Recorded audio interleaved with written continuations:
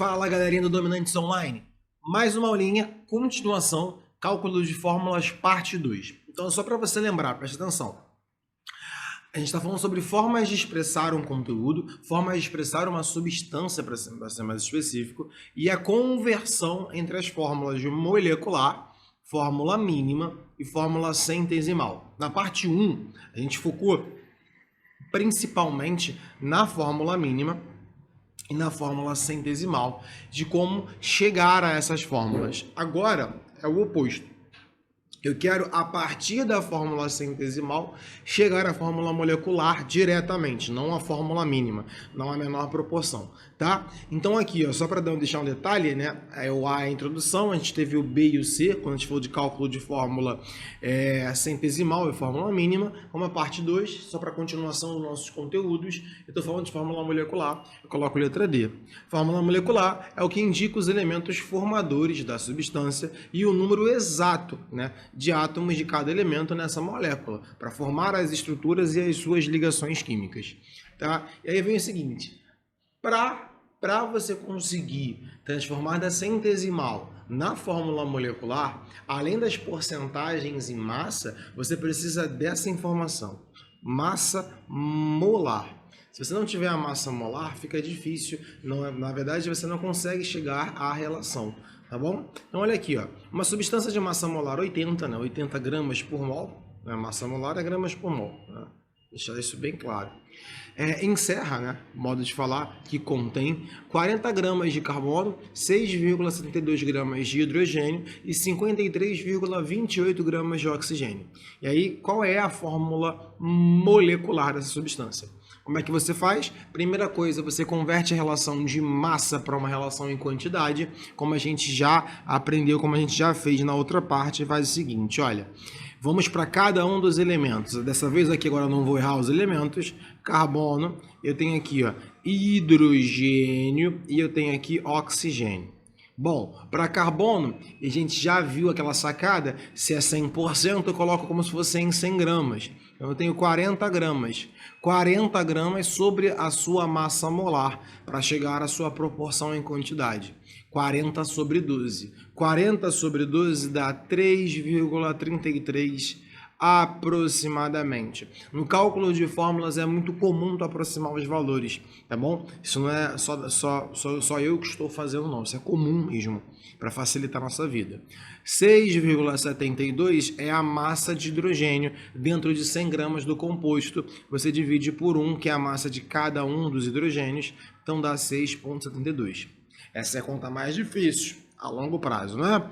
E aí você tem também o oxigênio com 53,28, tá? E nesse caso você divide pelo 16, que é a massa molar dele, né? É a massa dele separada, e aí você chega a 3,33. Essa é a proporção em quantidade. Vou até mudar minha caneta aqui, ó. Essa é a proporção em quantidade de cada um. A cada 0,33 de carbono, você tem 6,72 de hidrogênio, que tem, então, 3,33 de oxigênio. Como é que você faz para ser a proporção mínima inteira? Divide pela menor dos números, né? Para chegar a uma proporção inteira. 3,33. 3,33. E aí você vai chegar a 1, né? Calma aí, vou colocar direitinho. 1, 2 e 1. É a proporção entre eles. Então, a fórmula do composto... Bruno, peraí, então a fórmula do composto é a fórmula... Peraí, deixa eu pegar aqui, ó, branco de novo. É CH2O... Não, a fórmula mínima é essa. Depois que você chegou a esse raciocínio, você pode apagar, né, ou você pode continuar na sua folha. Deixa eu só apagar aqui esse canto, que aí vai ficar mais fácil. Você pode apagar, e aí você chega então ao segundo passo. Eu já descobri da centesimal quanto vale na fórmula mínima. Mas e da fórmula mínima para chegar à fórmula molecular? Como eu faço? Então, olha só, a partir da centesimal, que é aquela carbono, 40%, hidrogênio 6,72%, oxigênio 53,28%, eu já transformei para CH2O, ok? segundo passo nessa nossa história.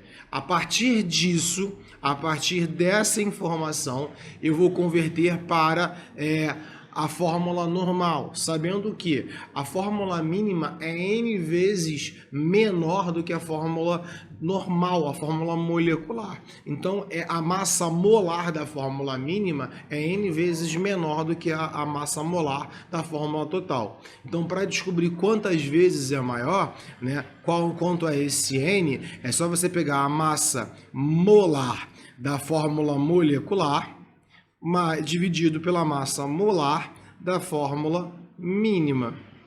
A fórmula molecular já sabe que é 180, né? Aqui é 180 gramas. Desse cara, sabendo que hidrogênio, a gente já sabe, a gente vai ter que voltar a fazer, sim.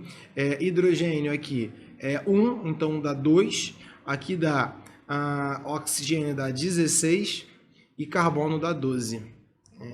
Então vai ser 12 mais 4 dá 30, 12 mais 2 dá 4, 14, 14 mais 16 dá 30, eu já fui mais além, 30. Então essa fórmula, ela é 6 vezes maior. Se é 6 vezes maior, na verdade a fórmula é C6H12O6.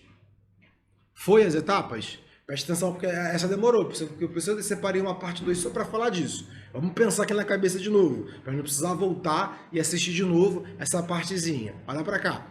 Primeira coisa, chegar à fórmula mínima. O que eu preciso fazer para chegar à fórmula mínima? O que eu preciso fazer? Eu preciso, então, a partir da massa molar, a partir da porcentagem centesimal, dividir pela massa molar de cada um dos elementos. Dividir, cheguei então a uma proporção que é quebrada, mas é uma proporção entre cada um deles.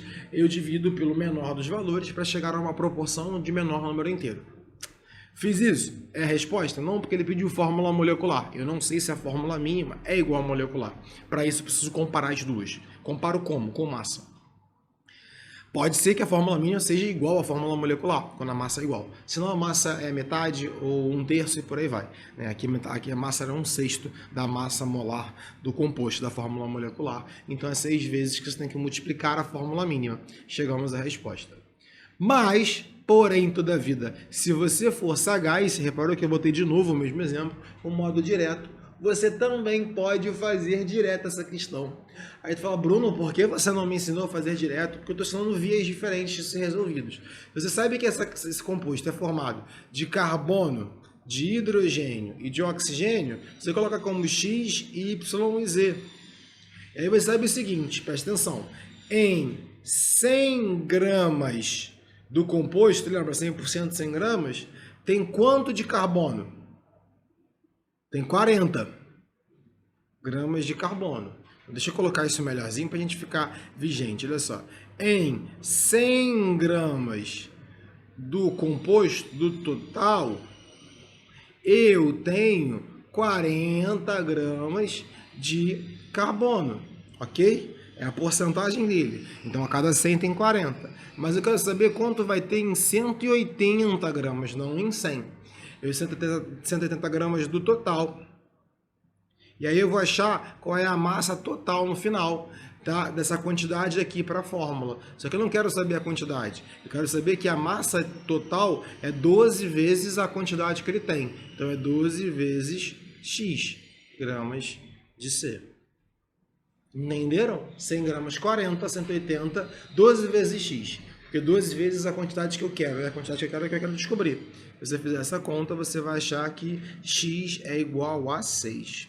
Né? 6. E aí você faz a mesma conta para o hidrogênio, mesma conta para o oxigênio. É mais rápido, às vezes, se você quer chegar direto à massa, à fórmula molecular. Beleza? Com isso a gente fecha. O bom é exercitar essas relações numéricas desse tipo de cálculo, essa fórmula, mas o conteúdo em relação à identificação é esse, tá? E espero vocês numa próxima aula, num próximo conteúdo. Fui! Fechamos relações numéricas. Tchau!